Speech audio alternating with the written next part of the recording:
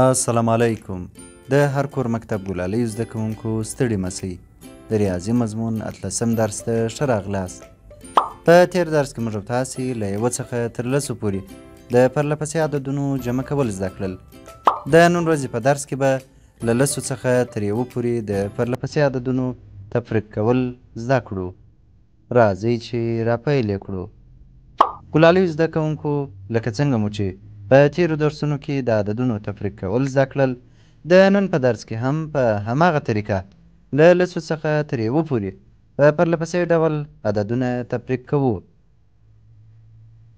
لومړی مثال: له 10 څخه 9 کموو. طریقه یې داسې ده چې لومړی عدد چې 10 دی لوړ لیکو، دوهم عدد چې 9 دی تر 10 لاندې لیکو، د 9 عدد چپه طرف ته د منفي علامه لیکو.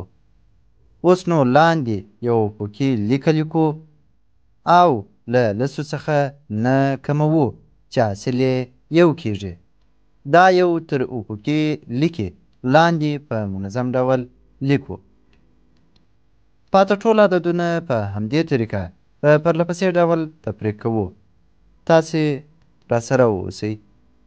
له 9 څخه 8 کموو چې حاصل یې 1 کیږي.